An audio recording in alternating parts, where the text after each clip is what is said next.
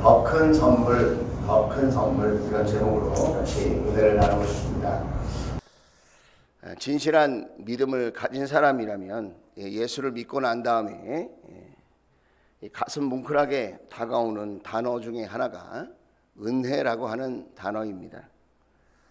찬양을 부를 때에도 은혜라는 말이 나오면 찬양을 부르다가 눈시울을 붉힐 때가 있습니다. 그 이유는 하나님께 받은 은혜가 크기 때문에 그렇습니다. 아까 우리 전수사님이 예배 전에 찬양으로 하나님께 영광 돌려드렸는데 하나님의 은혜라고 하는 찬양입니다. 나를 지으신 이가 하나님, 나를 부르신 이가 하나님, 나를 보내신 이도 하나님, 나의 나된 것은 다 하나님의 은혜라. 한량없는 은혜, 갚을 길 없는 은혜, 내 삶을 애워싸는 하나님의 은혜, 나 주저함 없이 그 땅을 밟음도 나를 붙드시는 하나님의 은혜다. 기도하면서 하나님의 은혜가 생각날 때면 나도 모르게 눈물을 흘리며 하나님 앞에 엎드릴 때가 많이 있습니다. 나 같은 자를 불쌍히 여기셔서 하나님 자녀 삼아주신 그 이유가 무엇냐고, 하나님 내가 이렇게 하나님의 은혜를 받을 만한 자격이 있는 사람이냐고, 웬 은혜인지 웬 축복인지 이렇게 하나님 앞에 예배하며 살 수 있는 이런 특권을 주셔서 감사하다고 하나님 앞에 엎드려 울며 기도할 때가 종종 있습니다. 저와 여러분도 하나님의 은혜를 많이 받은 분들일 것 같아요. 그런데 우리 가운데, 아니 이 땅 가운데 하나님의 은혜를 알면서도, 경험했으면서도 감사하는 사람은 얼마나 될까? 진정한 감사가 무엇인지 알고는 있을까? 그런 생각을 해봅니다. 오늘 성경에도 절망에 빠진 사람들이 나옵니다. 마치 저의 모습과 같아요. 그 절망에 빠진 사람은 어떤 사람이냐? 오늘 12절에 보니까 예수께서 어떤 마을에 들어가시다가 나병 환자 10사람을 만나셨다 그랬습니다. 문둥병자, 나병에 걸린 환자들이었어요. 그 10사람이 한 마음이 됐던 것 같아요. 나중에 알고 보니까 그 10사람은 유대인과 사마리아 사람들이 섞여 있었어요. 이게 함께 섞일 수 없는, 하나 될 수 없는 조합이거든요. 그 당시에 유대인은 사마리아 사람들을 개 취급을 했습니다. 성전에도 들어가지 못하는, 피가 더럽히고 믿음이 더럽힌 존재라고 생각해서 상종을 하지 않았습니다. 그런데 그들이 함께 모여 있습니다. 이유가 뭘까요? 같은 고난을 당했기 때문에 그렇다는 거예요. 여러분, 고난이 꼭 나쁜 것만은 아닌 것 같아요. 그 고난이 하나님 앞에서 하나 되게 할 수도 있다는 거예요. 그 10사람이 절망에 빠진 인생들이었어요. 그 당시에 나병이라고 하는 것은 불치병 아닙니까? 저주받은 병 아닙니까? 가족들조차도 포기하는 병 아닙니까? 마을에서 쫓겨나야 하는 그런 인생들이었다는 거예요.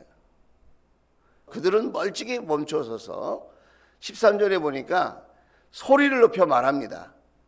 자, 빨간색 한번 읽어볼까요? 자, 시작. 예수 선생님, 우리를 불쌍히 여겨 주십시오. 예수님. 근데 거기 다른 표현이 있죠. 선생님. 영어 성경 NIV를 보면 선생님 그럼 티처로 나와야 되는데 마스터라고 나옵니다. 최고의 사령관, 최고의 지도자라고 하는 뜻으로 이 문둥병자들이, 나병 환자들이 예수님을 부릅니다. 그러면서 뭐라 그러죠? 우리를 불쌍히 여겨 주십시오. 나를 불쌍히 여겨달라고 하지 않고 고난 가운데 있는 그들이 한 마음으로 우리를 불쌍히 여겨달라고 이야기했다는 것입니다. 외쳤다는 것입니다. 소리를 높였다는 것입니다. 문둥병자는 어느 누구도 가까이 할 수 없기 때문에, 가까이 하면 돌에 맞아 죽는 거예요. 그렇기 때문에 멀리 떨어졌는데 약 45m 정도 떨어져서, 말하자면 축구장 반 정도의 거리에 떨어져서 큰 소리를 지르면서 가까이 할 수 없으니 우리를 불쌍히 여겨주십시오, 그렇게 외쳤다는 것입니다. 우리를 불쌍히 여겨주십시오, 이 말은 영혼의 절규입니다.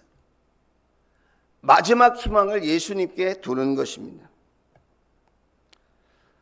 사실 따지고 보면 이 문둥병자만 우리를 불쌍히 여겨달라고 말할 것이 아니라 저와 여러분도 예수님께 불쌍히 여겨달라고 하는 그런 삶의 모습들이 있다는 거예요. 사람들은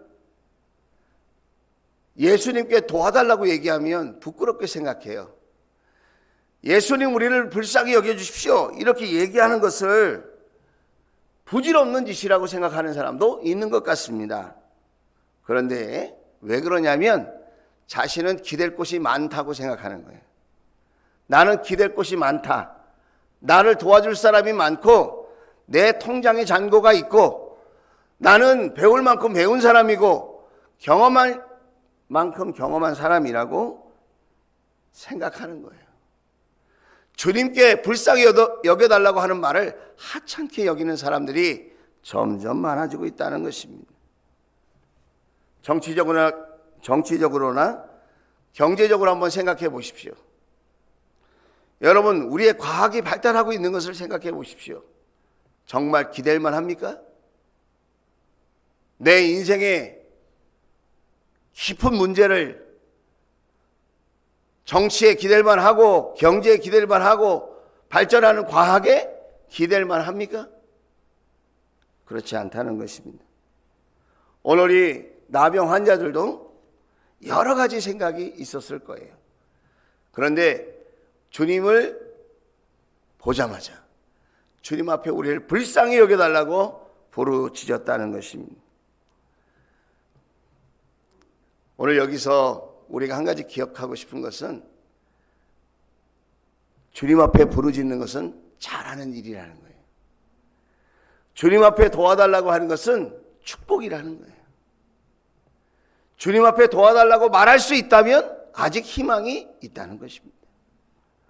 오늘 저와 여러분도 어떤 문제가 있는지 모르겠지만 주님 앞에 나를 불쌍히 여겨달라고, 우리 가족을 좀 불쌍히 여겨달라고, 우리 교회를 좀 불쌍히 여겨주시고 우리 대한민국을 좀 불쌍히 여겨주시고 세계 모든 사람들을 불쌍히 여겨달라고 주님 앞에 소리 높여 외칠 수 있는 저와 여러분 될 수 있기를 주의 이름으로 축복합니다.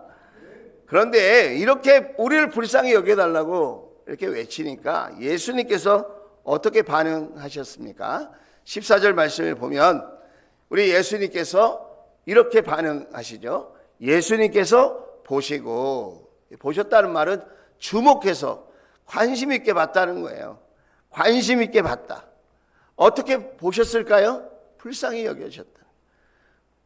애틋한 마음으로. 어떻게 사람이 이렇게 내가 지은 나의 창조된 자들이 어쩌면 이렇게 불행할 수 있을까? 처참해질 수 있을까? 그 안타까운 모습을 보시고 긍휼한 마음을 가지셨다는 거예요. 그래서 말씀하십니다. 가서 제사장들에게 너희 몸을 보여라. 안아주신 게 아니고 안수해 주신 게 아니고 말로만 하시는 거예요. 말로만. 떨어져 있으니까 그들에게, 야, 너희들 구약에 제사법 알지? 레위기에 나와 있는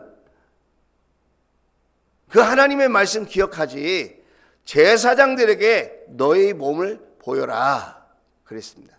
자, 제사장들에게 몸을 보일 수 있는 사람들은 누구냐? 치료받은 사람만 제사장에게 가서 점검을 받는 거예요. 만약에 치료받지 않았는데 제사장을 찾아갔다? 그러면 큰 낭패를 겪는 겁니다. 돌에 맞아 죽을 수도 있다니까요. 제사장 앞에 거짓말을 하는 것일 수도 있는 거예요. 그런데 예수님은 아직 병중에 있는 그들에게, 제사장에게 너희 몸을 보이라고 말씀하는 거예요. 큰 용기가 필요한 겁니다. 큰 결단이 필요한 겁니다. 아니 오셔서 안수를 해 주시든지, 아니 안아주시든지, 만져주시든지, 아니 그렇게 하셔야지 왜 이렇게 말씀만 하시나. 우리도 그럴 때가 있잖아요. 특별한 사인을 좀 주시지 왜 말로만 하냐. 그런데 이 10명의 문둥병자는, 나병 자들은 그 예수님의 말씀을 신뢰했다는 거예요. 정말 보통 믿음이 아니죠. 그들이 가는 동안에 예수님의 말씀처럼 됐습니까? 안 됐습니까? 성경은 가는 동안에, 도착한 게 아니에요. 가는 동안에 예수님의 말씀을 듣고 그 말씀대로 될 줄로 확신하고 신뢰하고 실천해 나갈 때, 그 말씀을 믿음으로 결합할 때, 말씀을 듣고 끝나는 게 아니라 믿음으로 결합할 때, 그리고 실천에 옮길 때 기적이 일어났다는 거예요. 하나님의 축복이, 예수님의 복이, 예수님의 말씀의 능력이 경험됐다는 거예요. 저와 여러분에게 이런 은혜가 있을지어다. 이런 축복이 있을지어다. 말씀을 듣고 단순히 내가 믿음과 결합해서 실천하려고 했는데 이렇게 치료가 일어나고 회복이 일어나고 변화가 일어나고 응답이 있게 되기를 주의 이름으로 축복합니다. 오늘도 말씀에 어떻게 반응하느냐가 굉장히 중요한 것 같아요. 말씀을 듣고 에이 또 그 말씀이 그 말씀이지 이렇게 생각하는 것과 어이 좋은 말씀이네 그렇게 지나가는 것과 이 말씀대로 내가 한번 실천해 봐야지. 여러분, 작은 순종인 것 같지만 엄청난 변화를 일으키는 겁니다. 오늘 저와 여러분의 삶 속에 이런 변화와 응답의 역사가 있게 되기를 다시 한번 축복합니다. 자, 그런데 오늘 이 성경의 핵심은 이렇게 예수님의 말씀을 듣고 그 불치병을 고쳤대. 그 간절한 소원을 응답받았대. 그거를 말하려고 이 사건이 기록된 것은 아닌 것 같아요.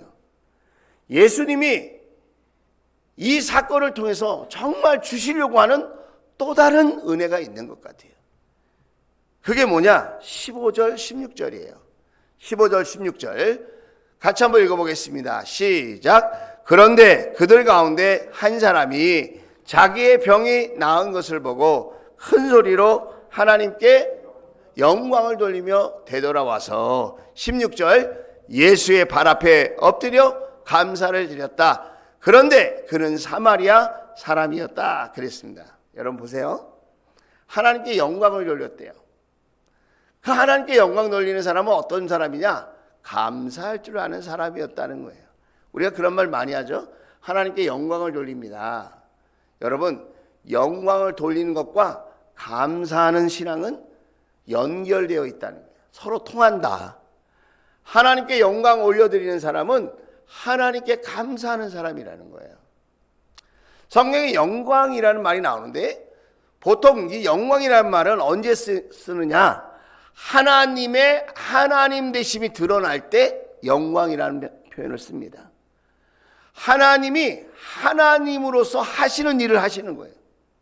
하나님의 존재가 드러나는 거예요. 응답을 통해서, 기적을 통해서, 말씀을 통해서, 삶의 변화를 통해서 이건 하나님이 하셨어. 하나님이 드러날 때 그걸 영광이라고 그래요. 하나님은 하나님이십니다. 이렇게 내가 감사의 표현을 하는 것을 영광 돌린다. 그렇게 표현하는 거다 이 말이에요. 10사람이 다 고침받았어요. 자, 10사람은 다수예요, 다수. 다수의 사람들이 축복을 받았다는 거예요. 그런데 영광을 돌리고 감사하는 사람은 소수였다는 거예요. 한 사람이었대요, 한 사람. 뭘 이야기하는 걸까요? 우리가 은혜는 많이 받고 하나님 앞에 이것저것 구하기도 많이 하고 또 살면서 하나님께 응답도 받고 기적도 경험하고 치유도 우리가 경험하지만 하나님 앞에 감사할 줄 모른다는 거예요. 여기 연세 드신 우리 어르신들도 많은데 제가 요즘 기도하면서 들은 생각이 세월이 갈수록 좀 누군가에게 보탬이 되는 사람이 되고 싶다, 그런 생각이 좀 많이 들어요. 누군가에게 보탬이 되는 사람이 됐으면 좋겠다. 내가 정말 도와줘야 될 사람을 내가 도와줄 수 있다면 참 좋겠다. 20, 30대에는 자기가 꽃인 줄 안대요. 그래서 꽃이 안 보인대. 그런데 40대가 되고 50대가 60대가 되면 아, 내가 꽃이 아니구나, 그걸 깨닫게 된대요. 그리고 요즘 연세 드신 남자들이 꽃집에 그렇게 많이 방문하고 집에 화분을 그렇게 많이 사다 놓은대요. 그 왜 그런가? 자기가 꽃이 아닌 것을 발견한다는 거예요.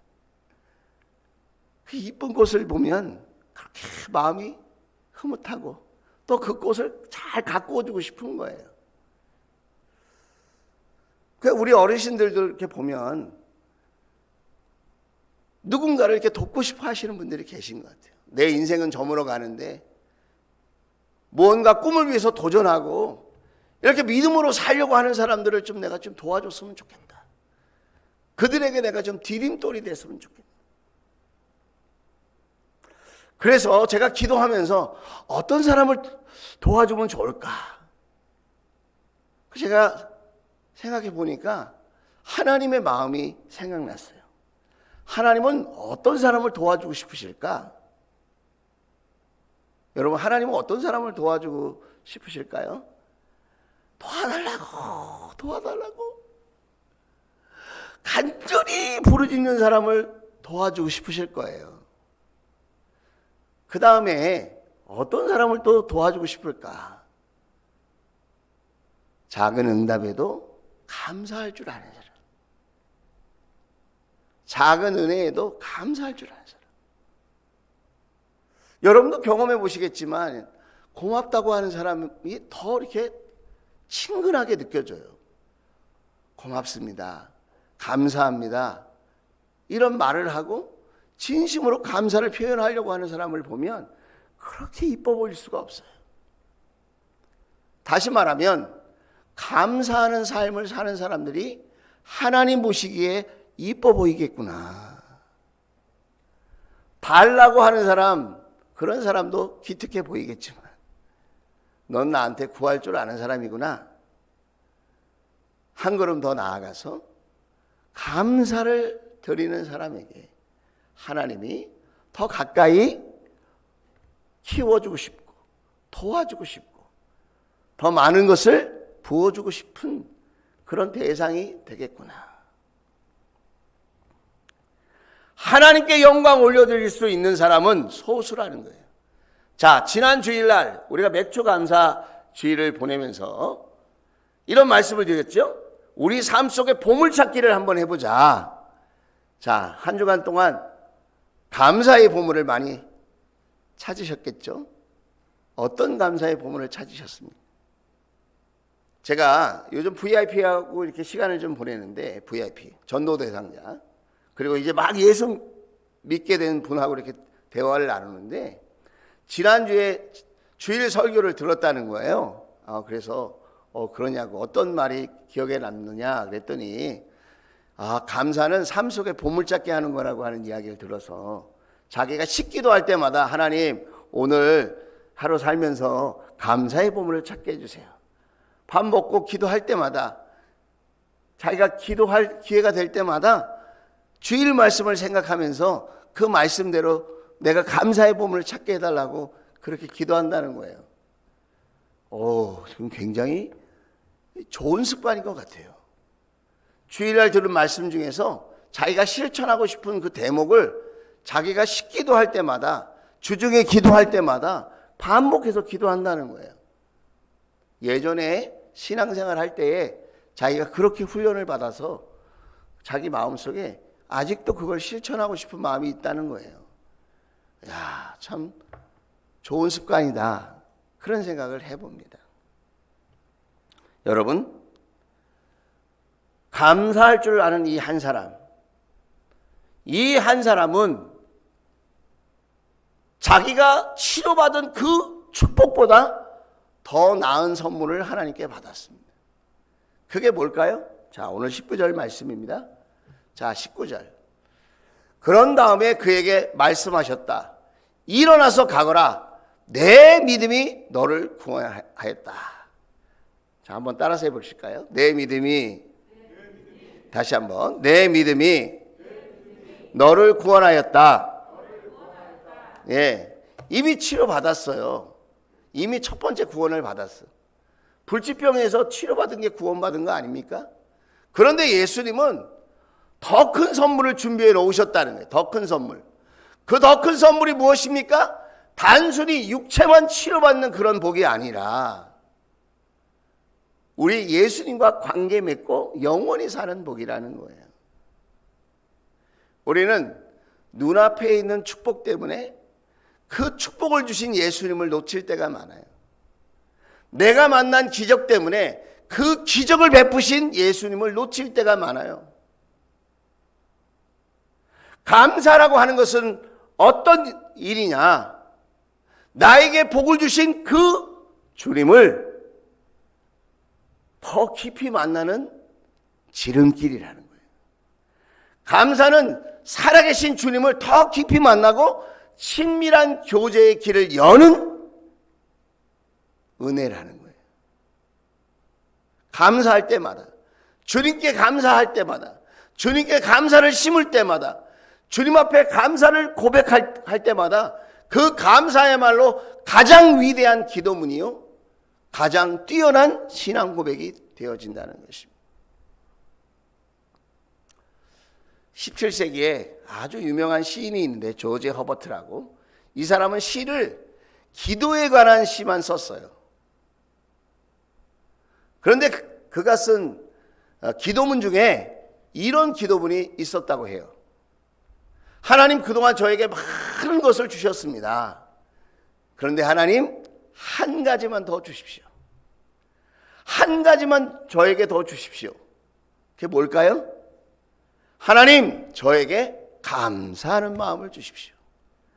감사조차도 자기의 육에서 나오는 게 아니라는 것을 알았다는 거예요. 육신의 의지에서만 감사를 할 수 있는 게 아니고 육신의 형편에서만 감사를 할 수 있는 게 아니다. 감사는 하나님을 향한 믿음에서 나온다. 할렐루야. 영적인 거라는 거예요. 영적인 거. 하나님께서 믿음을 주셔서 주님을 바라보게 하시고, 하나님께서 믿음을 주셔서 나에게 구원을 베푸시는 그 하나님, 나의 삶을 응답으로 이끄시는 그 주님을 바라볼 때에 여러분, 저와 여러분에게 감사할 수 있는 마음이 주어지고 하나님과 친밀한 교제를 나눌 수 있게 된다는 거예요. 예수님은 17절에 이렇게 질문하십니다. 세 가지 질문을 하시는데, 10사람이 깨끗해지지 않았느냐? 10사람이 깨끗해진 것을 질문하셨어요. 이 말은 하나님께 누구든지 기도하면 보편적으로 응답받는 은혜가 있는데, 응답받았는데 10사람이 보편적인 은혜를 받았는데 그 말이에요. 9사람은 어디에 있느냐? 이 말은 무슨 말이냐면, 왜 응답을 준 주님을 기억하지 않느냐? 잠시 기억했겠죠. 그러나 곧 잃어버렸어요. 지금 받은 복이 너무 좋거든요. 지금 치료받으니까 빨리 가서 자랑하고 싶고, 빨리 가서 가족들 만나고 싶고, 빨리 가서 사회생활 하고 싶은 거거든요. 친구들도 만나고. 그러면서 18절 보면, 하나님께 영광 돌리러 되돌아온 사람은 이방 사람 한 명밖에 없느냐? 그랬다는 거예요. 복에 근원된 예수님을 진실로 본 사람은 한 사람밖에 없다는 거예요. 여러분, 우리의 삶에 당연한 게 없다는 거 아십니까? 우리의 삶에 당연한 게 없어요. 병원에 가보세요. 그렇게 아픈 사람이 많습니다. 장례시장에 가보세요. 생명이 얼마나 소중합니까? 여러분 새벽 시장에 한번 가보세요. 얼마나 새벽부터 열심히 사는 사람이 많은가. 여러분 새벽 예배에 한번 나와보세요. 새벽 예배에 정말 간절한 마음으로 부르짖고 기도하는 사람이 있다는 거예요. 누군가를 위해서. 우리의 삶이 그냥 주어지는 것이 아니다. 배후에 하나님이 우리에게 은혜를 베풀어 주시고 우리와 함께 하셔서 우리가 이렇게 믿음 안에서 살 수 있는 인생이 되었다는 사실을 우리가 기억할 수 있게 되기를 주의 이름으로 축복합니다. 감사하는 사람은 결국 구원의 능력을 경험하는 삶을 살게 된다는, 그것도 영원히. 그래서 오늘 19절에 예수님께서 일어나서 가거라, 내 믿음이 너를 구원하였다 하셨습니다. 오늘 저와 여러분이 단순히 복을 구하는 믿음이 아니라 구원의 능력, 구원의 은혜, 그 구원 속에서 하나님과 영원한 생명을 나눌 수 있는 그런 축복의 주인공들 다 되실 수 있기를 주의 이름으로 축원을 드립니다. 저와 여러분의 마음속에 감사를 구하는, 감사를 실천하는 그런 멋진 모습이 회복되어지기를 주의 이름으로 축원을 드립니다. 기도하겠습니다.